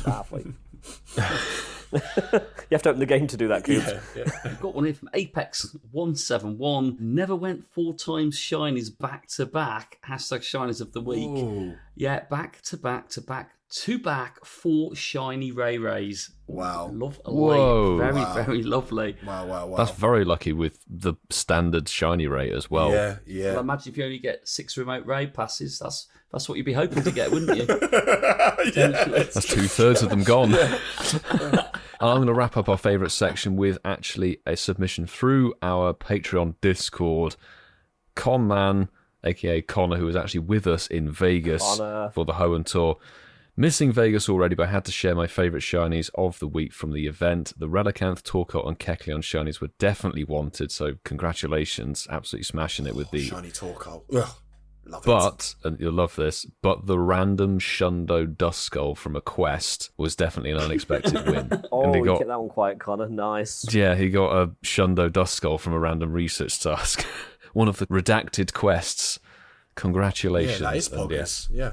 Very well done. That is Missing Poggers. Vegas as well. So congratulations, everybody. And thank you, everybody who did send them in, even if we didn't read them out. We really do appreciate you sending them through. We'd love to see what you can get. And particularly after the global tour is done, I'm sure there's going to be a heck of a lot more. We've got a lot to talk about next week. Yeah, hopefully the eggs aren't bust again. But moving on. That is going to do it for this week in the studio. If you enjoyed, please smash the 5-star review. It would be greatly appreciated, help support us. And you can also tap the follow/plus button on whatever podcast platform you are tuning in from to make sure you never miss a fresh release. They'll be downloaded to you straight away. And I know the reviews would very much ease Coops' pain on Spotify one day. But we can't end one of our shows without showing appreciation to our fantastic Patreons. Everyone on the bronze and silver tiers, thank you very much. Thank you very much indeed to everybody on those tiers, and a mega evolved thank you to the gold tier Patreons, who are HermesNinja, JB, CliffordMert, DerbyRuss, Kerry and Zachary, Connolly, Dom the Ragnarok, ML Fault 2022, Apex 187, Professor 58, KTechnogal, and MUFTi. You guys on the Patreon seriously help contribute to making this podcast sound as good as it does and keep us going regularly every week. Never missing a beat. We aim to please. But seriously, thank you very much for your support. But wait, Milo, boys, good news! What? This coming Tuesday to when this episode drops, it's going to be Slack Off Spotlight Hour 6 till 7. Oh my god! Well, on that bombshell of good news, it's time to end it here in the studio. But to keep you entertained during the global tour, we're going back to Vegas.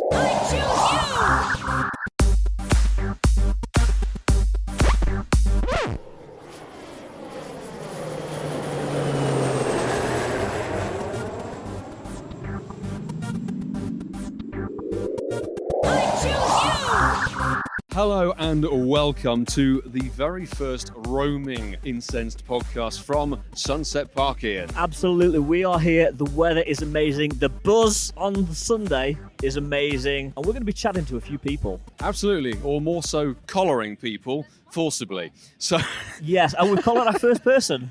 Oh, incidentally, yes. True Inferno.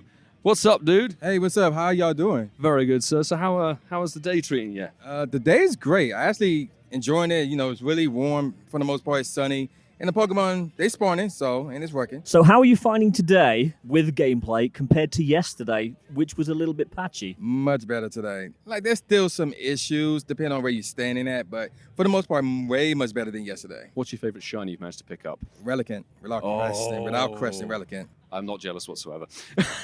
Not at all. That's because you didn't get one. Shut up, Ian. Okay.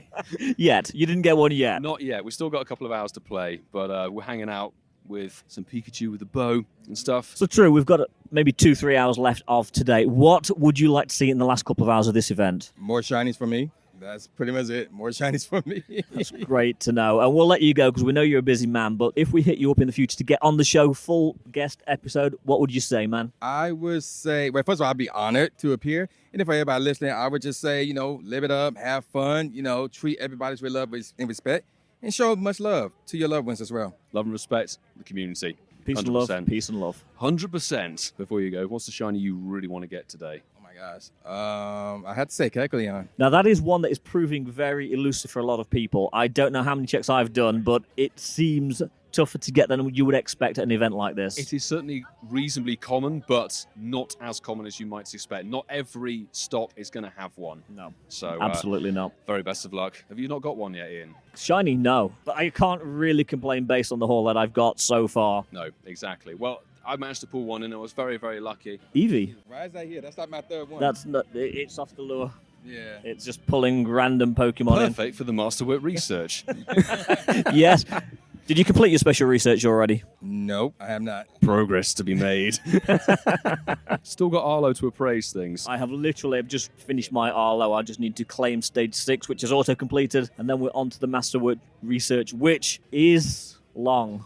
It is. It's a hard working task. You've got to catch 385 Pokemon from Kanto, Johto, and Hoenn. And obviously, over the course of this weekend, you should be able to clean up Hoenn. If you can't do that in Vegas, we have a problem. Exactly. But, thankfully, obviously unknown, we've got 4 of them spawning here at the park. It should be very much the same for the Global next week. It should. Let's just hope that the Global doesn't have the issues that we've had this weekend. But on the whole, positive event. I wasn't feeling this way yesterday, though. No, you were a little bit disdain, I would say.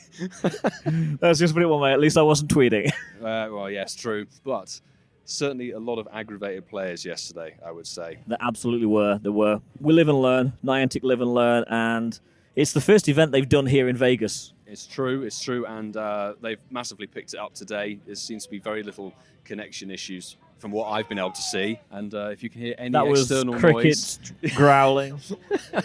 Cricket 23 behind us doing meet and greets and growling at people, which is, I'd say, interesting to say the least. Yes. Anyway, Whitfield, let us go and reapply some sunscreen, and then we can collar another person. So, obviously, it's now Sunday, but I think we should address some of the concerns about yesterday. Yes, and it hasn't been the smoothest of live events, has it? No, that's an understatement, to put it lightly. Well, let's face it, Saturday was a non-starter pretty much for a lot of people. I know that you had serious I had no problems. gameplay for 3+ hours now. Sue, who was with us, had no gameplay for over 4 hours. Dearest patron member HermesNinja, Yes. and there were people who had even worse connection problems without gameplay for 5-6 hours plus. Which Niantic did give us a fix of 3 extra hours after the 8 hours of event, but the heat was so much that people weren't really wanting to play till 10 p.m, and it got very cold in the evening. Yes, as you say, they did expand it to the whole city, which was very cool, with all the raids and everything happening. The Hoenn Tour, Primals are out there. Sadly, all the forms of Deoxys were present as well. Yes, which actually, we haven't touched a single Deoxys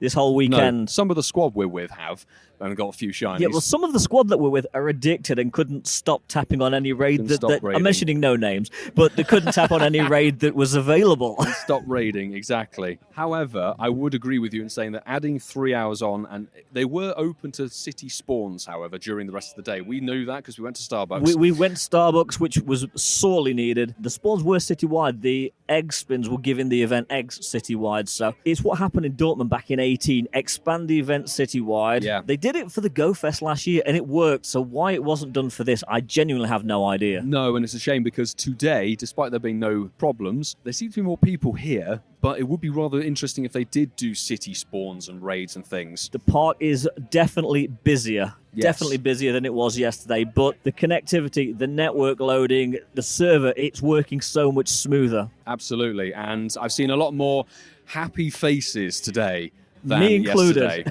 Yes, Ian is actually smiling and not full of rage.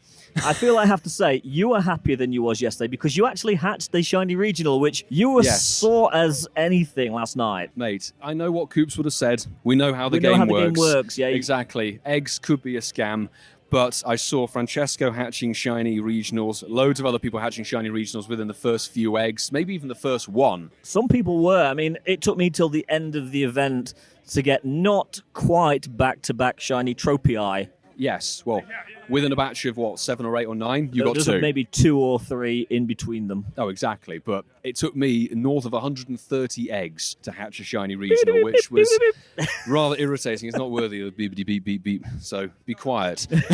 It's always worthy of a beep, beep, beep. I'm just pleased I got the Tropius. The Tropius was the one I wanted, but it did take an arm and a leg to get there. And we've got the Italian tripod on the camera. The Italian tripod is not quite a tripod today. Visuals on socials. We've managed to collar the DJ from Friday night himself from Mystic 7's Shiny Luck event. Nick, trainer tips. How are you doing, sir? I'm great. Full of dust and sun. Dust and sun. This is probably the dustiest event we've had so far, would you say? Absolutely. I feel like I'm at a festival. Like It does have that vibe. It's day 3 on the playa. The boogers are black when I get home. It's a whole thing. It's the least pleasant part of the whole event. How would you say this compares to the Gorge, though? To the gorge, it's a lot quieter. Anyway, that was a very quick chat with Nick because I think he's getting a bit of a line of people, so we need to let you go. So I'm not going to hold you up too yeah, much. we'll hang out. Are you sure? It's like I can spend as much time as you need. Have you got Kecleon? A Kecleon. A Kecleon. Do you have a shiny? No, I don't. Do you think you're going to get one? At this rate, no. That's because you're not really playing much. Barely. Yeah. Yesterday I caught a few Pokemon. So you got on the game yesterday? I did. Today has been very different. This is, I think, my 3rd impromptu meetup. Doing the rounds of the community. Good man. Absolutely, yeah. So what would you say has been the best shiny that you got this weekend? You're not going to believe this, but it's the Pikachu with the hat. You got it? A costume? I've come around to the costumes. Oh my God. I'm casual this time of year, you know? I don't care so much about the IVs and the best relax. counters and all that, you know? Relaxed attitude. Was it the beanie or the bow? It's the beanie. It is the beanie. That's the one people want. Yeah, it's a good one. Pikachu with hair. Thank you very much for chatting with us very briefly, thanks, Nick. Nick. We appreciate it. Can we get you back on soon? Absolutely. Verbal contract? Today, tomorrow, Thursday? Thursday. In 2 clips' time. Yeah, sure. We'll find a time, yeah. We'll work something out before the next Safari Zone. Sounds good. So Professor Willow hovers around in the nearby Yeah, vicinity, but I Ian. think he's aged. I think he's gone through the wormhole again. Or it may just be the stress of all of the network issues from yesterday. You know what I think Who about? I could knows? probably pull off a Professor Willow cosplay. No, It's not going to happen. No comment. It's not going to no happen. comment on that front. So, shall we roam and see if we can collar some other people? I think we should give it a go, although the Who shade can is we very spy? comfortable. Actually, we should announce that we are by the notable trainer. We are by the meetup notable tent. and the not so notable trainer areas. Indeed. The notable trainers here are the Trainer Club. We have also got Zoe 2 Dots. Landor Alpha, Agent V, Glitch X City, who actually DJ'd Yes, next to the Nick. party with Nick, yes. Yes, and Yep. Swagron, 333. Swagron. Exactly. So there's 6 of them over here, and on the field opposite is everybody else. Yes, the not so notable trainers include Nick. Not so notable trainers include Pokemon UK, Ian Waterfall, The Cruise Ship, Nicholas Oizon, Trainer Tips. Trainer Tips is involved. True Inferno, Cricket 23. We've got film vlogs. Who else do we have here? Not that I can see, but I spy somebody else with a Rayquaza jacket just like mine. That does look like your jacket. It is, Do yes. you want to compliment Nice them? jacket. Yeah. He likes your jacket. Quite a lot of people doing meetups, but we don't really want to This is the problem, is I invade don't want to intrude too on much. people's spaces. That's the thing. I think we're going to have to invade somebody's What's space your opinion in a on second. Kecleon? Yes. One thing I will say, Ian, is that the park actually, the layout and the setup for the biomes that they've done is very, very nice. Sort It of is. minimalist, but just right, I would say. All centered around the lake in Sunset Park. We've got a volcano. We've got The volcano, literally, it looks like it was done by a bunch of preschoolers, but it's not amazing. it adds to the effect. Yes. There's a biome called Ancient Shores that has a lighthouse in it, and that's about it. So we've managed to call out the cruise ship, who's been busy for the last 10 minutes. We've been hovering, waiting to jump in. But, dude, Lunatone, how's it going? Oh, so good, dude. I've stolen everyone's that I could with all the special trades that they allowed. Smashing. And I've caught my own. You've got your own? Yes. I was able to get one yesterday and today. So excellent. So far, the day's not over. The night is still young. How about you guys? How's your event been so far? Not too shabby, to be honest. We've managed to collar quite a few good shinies. I'd say Ian's doing better than me. Any of the Kecleons? Any of the Relicans? Oh. He got the Kecleon. I've gone for quality over quantity. Okay, so okay. All of the new releases, with the exception of Kecleon and Torkoal. Ah, I've done all my special trades, but I've got a spare Torkoal. If you got a spare Relicant at some point in the future. I do, unless he wants it, though. Ah, all right. No, I'm taking the Tropius off your hands. Oh, you're taking Tropius, so I do have... I'll see what I can do. Oh, that's so cool. Sorry. Close, so close. I do have a question, though. Yes, have sir. you managed to get the Kecleon yourself? No, dude, I have not. Oh. I've checked over 50, and I've not found one yet. And there's some, none of them have been hanging out on these stops at all. Yeah, they always when run I'm- away from you. Yeah, it's always the far one. And I get over there, I kick it off the stop, and then I think I hit too far, and I can't find them after that. It takes about 6 attempts Yeah. every time to get them Yeah, off the is that stop. it? Oh man, see, I didn't think. I prod didn't know. them. Let's check these ones. I don't even see any. Oh, Dude, there's believe me, getting rockets, some but live gameplay here. nothing. What we're noticing here is Tom is one of the few trainers, few creators here that actually has the game out live whilst doing a meet and greet. Yeah, dude. I'm desperate, dude. I'm desperate. I'm very much trying to get as much as possible, and I don't want to miss a chance. It's like that Aerosmith song, dude. I don't want to miss a thing. Great song. Yeah. Ian likes Don't want to close my eyes. So. I know you do, but I don't want to miss a thing. Mark will get jealous. Yeah. Oh my God. Oh, that reminds me of last Friday. Okay, never mind. Wait, what? So you went to Disneyland with I did, yes, yeah. I haven't been there in a long time, but they've added the whole new Star Wars land. Is it good? It's pretty cool. They got some cool rides on there, and it feels like you're like on a Star Wars planet. So I'm going to ask, did you build a lightsaber? I did not. No, I can't. If I did that, I'd start whacking people around the streets. I couldn't help it. I bought a lightsaber and I kind of want to fight people with it. Yeah, you walk by, you just like. First of all, if I try twirling it, I hit myself in the head, and then I'll be like, "Wow, I'd be dead if this was real." And then I don't know. You just want to like. You want to fight light people. amputation. Yeah, I used to fight like lightsaber stuff with my brother all the time. I would win all the time, but one of those ones where it's like you tap and then it's like, oh, your arm's gone. Right? Not like new Star Wars where you can actually like stab someone and they survive. Yeah. What are our feelings on new Star Wars here? I liked Kenobi. I like The Mandalorian. Sequel trilogy, not real Star Wars. Exactly. I'm exactly. with you. Not real Star Wars. It's fanfic. Fanfic. They didn't plan it. They just cash grabbed it. None of the characters were even thought out. Yada yada. I like the Kenobi. I like Mandalorian as well. But yeah, it's been like that's. I didn't want to say that, but that's the problem with the Rise or the Star Wars land. Is like it'd be so cool if it was original trilogy stuff. Oh, it's yes. mostly like It's the the Rise newer will be gen, like yeah. Rey comes out. It's like, all right, we're doing this, and it's just like, oh, have it be Luke. Yes, where's the OG? Come on. Yeah, let's go back. Yeah, we miss Luke being Luke. But the deepfake stuff was really good, though, in Mandalorian and Boba Fett. Yeah. The graphics, what they can do nowadays is insane. You think like, all right, maybe he might be recast, but it's like, no, they're actually just making it like, boom, this is Luke. So when that happened in the first scene when he showed up in Mandalorian, that like I got choked up. I think any Star Wars fan would. Yeah, and you got to see him like be all like badass and just like that's like what you wanted. It's like what we would like dream of or like think of whenever it's like, oh, what is he up to now? Totally. So taking back to this event, comparing day one After to day that tangent. 2. Yeah, it's okay. I'm the worst person to talk to because I'm We I do talk about tangents. Marvel and Star Wars and yeah. But yeah, the event. Excuse me. Yeah, day 1 compared to day 2. Thoughts, feelings. Way better than day one. Day 2 is way better than day 1 because we couldn't even play.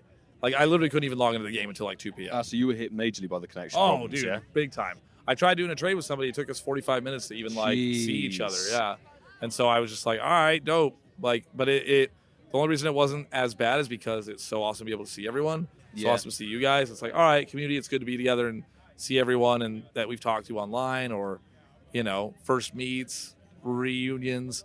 But other than that, it was like, dude, if I was looking forward to just coming and just full on just grinding it, I'd have been. That's the thing, is the gameplay sort of let it down, but the IRL aspect, seeing everybody and all of that, it's a lot of people's first time event. Yeah. You feel like you Getting to miss meet out a and lot. greet, Yeah. Even with the bonus 3 hours at the end, it's like some people are like, oh, I fly out or I Yeah. Like I met a father and his daughter, and he's like, I'm not going out till 10.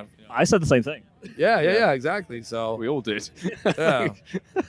But day 2 is definitely a lot better.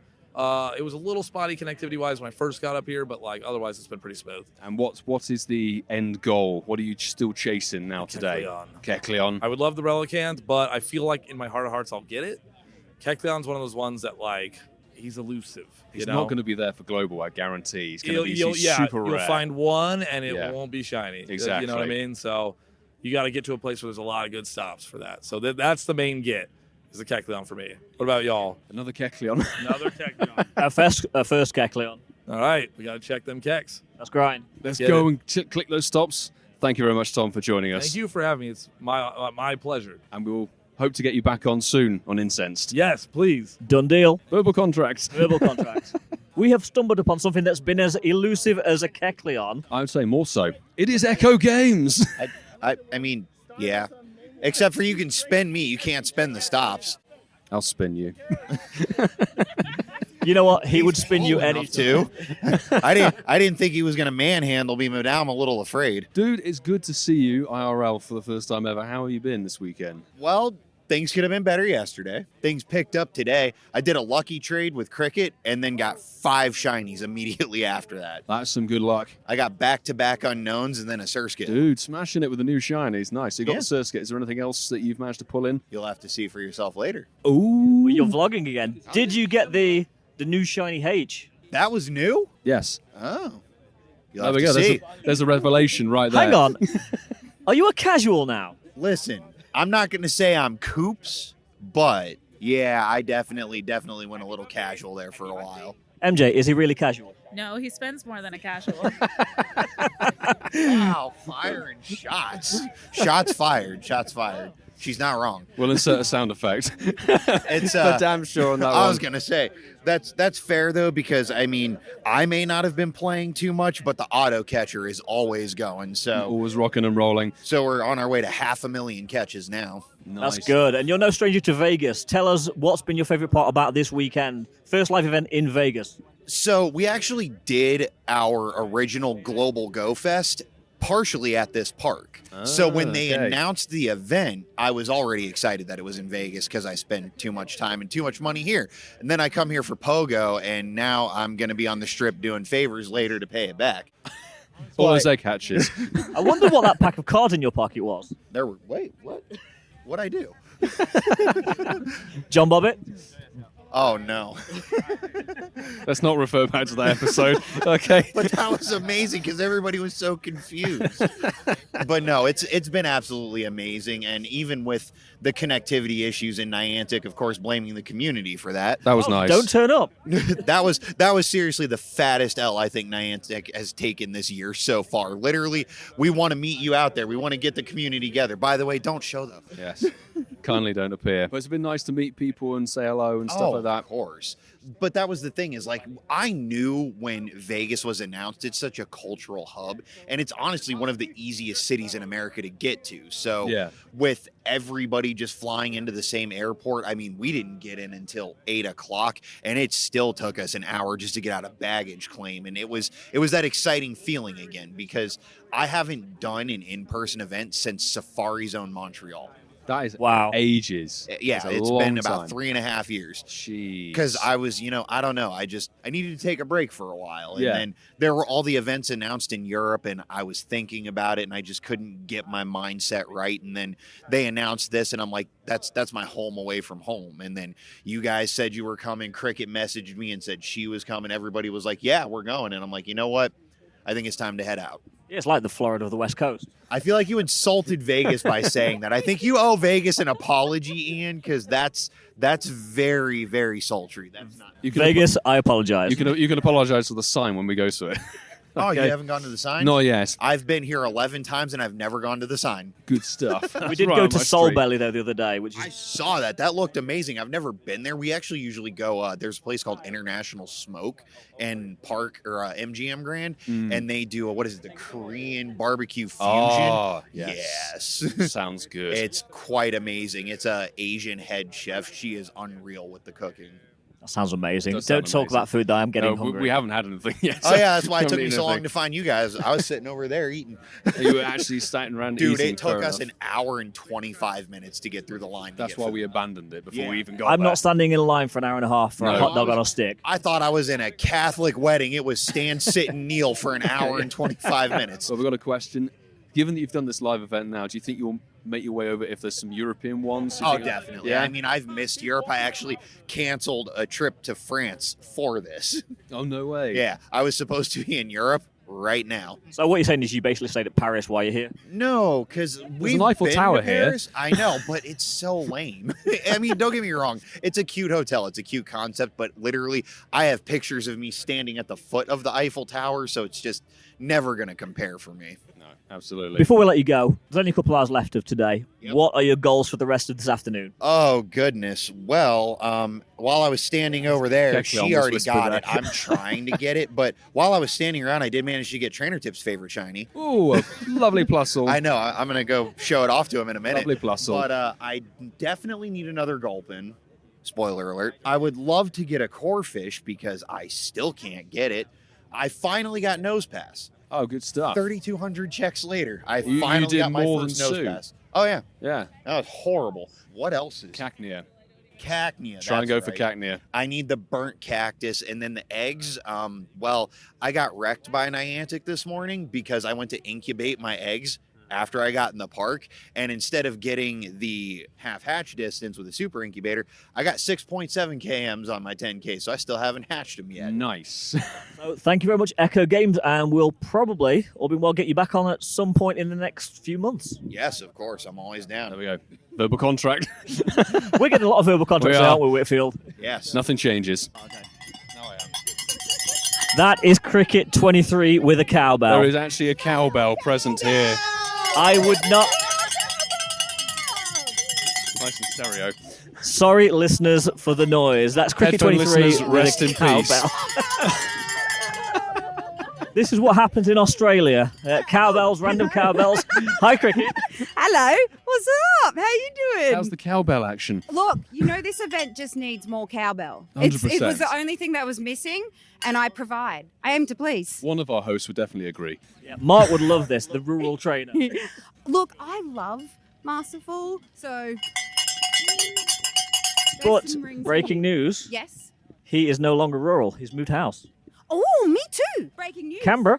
Yeah, I moved states. Yep. I'm now in the Capital Territory. You know what happens there? Do tell. Everything. Oh, yes. Everything. The shops have food. No longer do I have you to can worry. eat. Yeah, I can get food. I actually eat now. And there is Pokestops Wonderful for news. days. There's politicians. There's shops. There's an IKEA. IKEA, No way. wow. Got an IKEA. No Would way. you mind holding my bell? And I'm guessing you have more than one spinner now. I have so many. I send gifts. You've gotten gifts. I now send gifts because I now have access to Pokestops, not the 6 that I have to drive around town for. I actually live in a real house. Didn't have a real house before. That was fake. This is one hell of an upgrade in And this move. I have fully upgraded. Oh my God, the coffee. So I used to go every day down to Macca's and get your $5 coffee. 99% of the time it was burnt and Yeah, awful, but yeah. I was like, this is the only option within 45-minute radius. Now I can get coffee and I can have flavors and beans and special roasts and Yes. choices. Welcome to the world of actual flavour. Well, welcome to the world of actually living in a world. Yeah. It's so good. Come to Canberra. Come to Canberra. I'll hook you up. I'll show you around. We've got the Mint. We've got Parliament House. We've got a beautiful zoo. We have everything. There's a little boat that drives around the lake. We have a fake lake.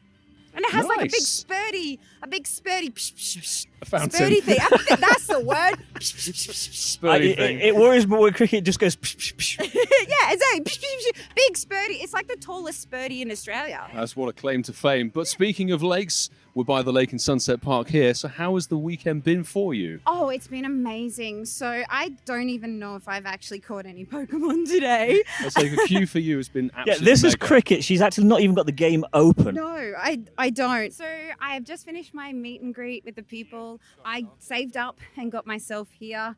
I'm not going to tell you how much flights are.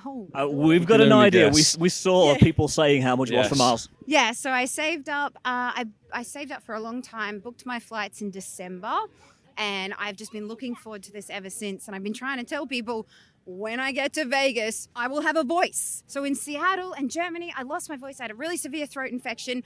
I don't have that now. I can yell. You can be What's loose. up? You're free. She really does have a voice, guys. She really does. And a cowbell. Yes. So in case I lost my voice, we have the bell. I understand that people were a little bit Discontent.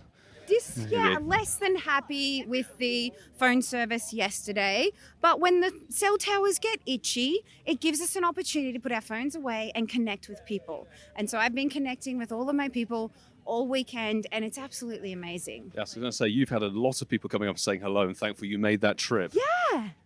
Your lines were huge. Were they? Yeah. I just see the people coming. So that's really awesome. Like, I thank you to all of my people. Thank you to everyone that gave me the opportunity to meet them and come and take a photo with me or signature or handed me a bottle of water or was just like, hey, Cricket, what's up?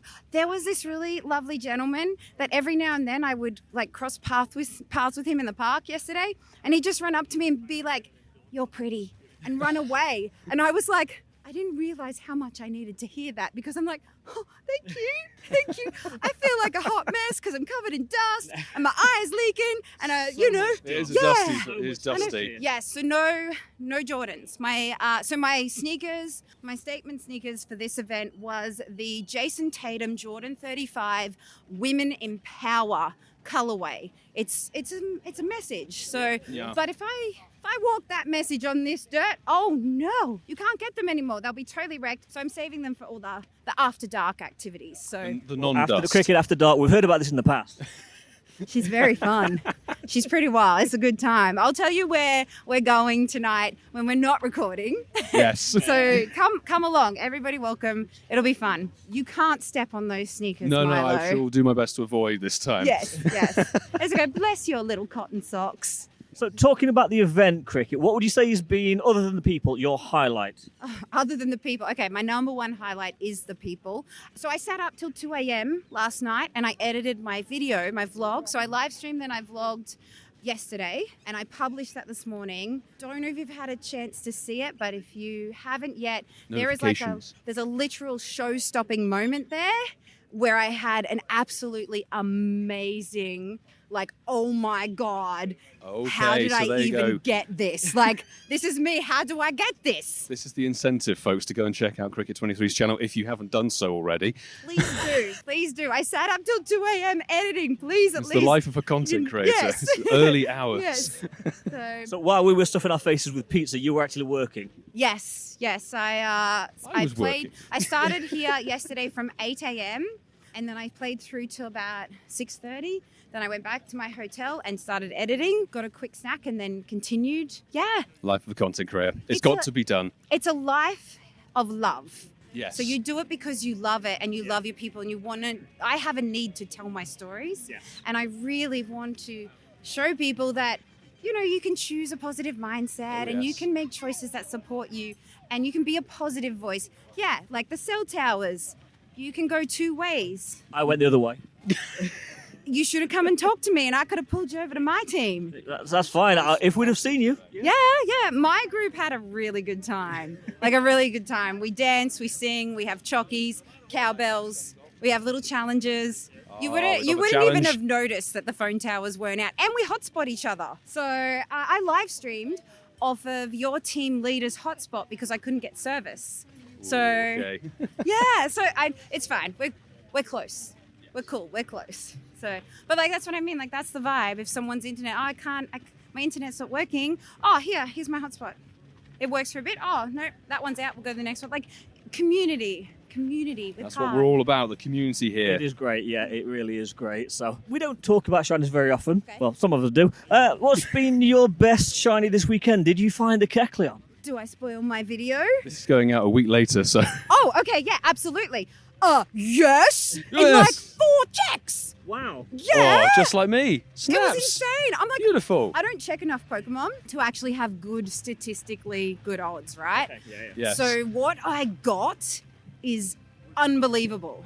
What I actually got. Say no more. Yes, Go and check out the video, please listeners, do. if Please you haven't done do. so already. But Cricket, thank you very much for talking to us. We want to be in the photo. We want to. Yes, you got to roam we've towards got to the go over that. photo. Let's roam towards the photo. It's the historic, epic event photo. So we're all going to be in it. We're all going to. Listeners, go and check out this photo if you see it. Absolutely. And Cricket, thank you for being here. You've been on multiple times already, twice for full episodes. Are you going to come back a third full time? Absolutely. Just invite me. Slide in them Waiting DMs. for us to Yeah. invite. I'm not pushy. Do I need to push harder? You might need to push. Okay, so every episode, just let me know. You're the only people I've gotten up at like 4 a.m. for, remember? The dedication Yes. was real. There we go. Yes. So, verbal contract from Cricket. Yes. There we go. I choose you!